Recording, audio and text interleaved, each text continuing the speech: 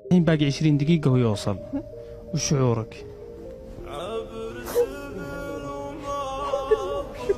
في هذا المشهد يعود مسفر لأحضان والدته.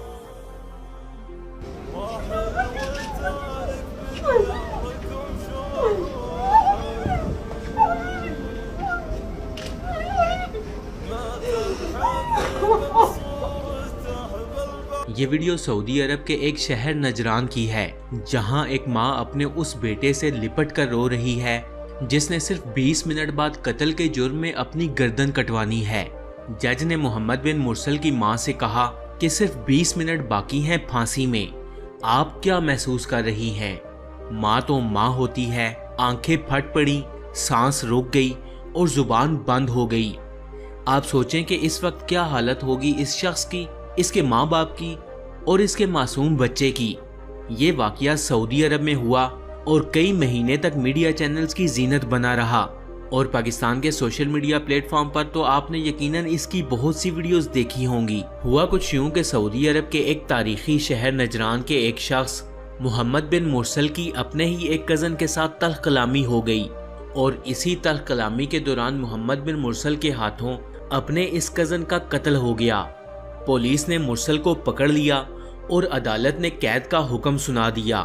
کئی مہینوں تک یہ قید میں رہا اور پھر عدالت نے یہ فیصلہ جاری کیا کہ اس قتل کے قصاص میں محمد بن مرسل کی گردن اڑا دی جائے، یعنی اس شخص کو سزائے موت سنا دی گئی۔ فرض اسلام میں قتل کے بدلے مقتول کے ورثاء کو اختیار ہوتا ہے کہ یا تو دیت لے لیں اور مقتول کو معاف کر دیں، یا پھر فی سبیل اللہ معافی دے دیں، کیونکہ معاف کرنا اللہ کو پسند ہے۔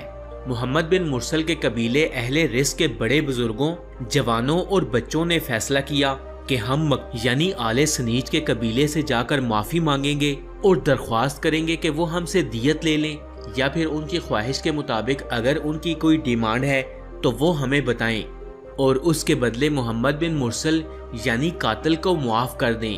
آپ یقین کریں کہ سعودی عرب کی تاریخ میں معافی کی ایسی درخواست جیسی آل رزق کے بڑے بوڑھوں، جوانوں، شاعروں اور بچوں نے کی، ایسی آج تک کسی نے نہیں کی۔ بڑے بوڑھے بزرگوں نے اپنی چادریں، اپنے جبے اور اپنی دستاریں تک اتار کے آل سنیج کے لوگوں کے قدموں میں پھینک دیں۔ اپنی عزت کی حامل تمام چیزیں اتار کر ان لوگوں کے قدموں میں رکھ دیں۔ بزرگوں اور جوانوں نے اپنے سروں میں خاک ڈالی اور اپنے گھٹنوں کو اونٹوں کی طرح باندھ دیا۔ صرف یہی نہیں، اپنے آپ کو جانوروں کی طرح کھونٹی سے باندھ کر بھی عاجزانہ طور پر معافی کی درخواست کی۔ شاعروں نے معافی کے قصیدے پڑھے، یہاں تک کہ محمد بن مرسل کے ننھے بچے نے اس قدر معصومانہ انداز میں معافی مانگی کہ عرب کا ہر شخص یہ بولنے پر مجبور ہو گیا کہ محمد بن مرسل کو معاف کر دیا جائے۔ محمد بن مرسل کے قبیلے کے لوگوں نے اتنی عاجزانہ انداز میں معافی مانگی کہ یہ واقعہ پوری دنیا میں اسپیشلی عرب میڈیا کی زینت بن گیا۔ ہر شخص محمد بن مرسل کو معاف کرنے کی درخواست کر رہا تھا، لیکن یہ اختیار نہ تو کسی قاضی کے پاس تھا اور نہ ہی کسی عدالت کے پاس۔ یہ اختیار تھا تو صرف انہی کے پاس جن کے بیٹے کا قتل ہوا تھا۔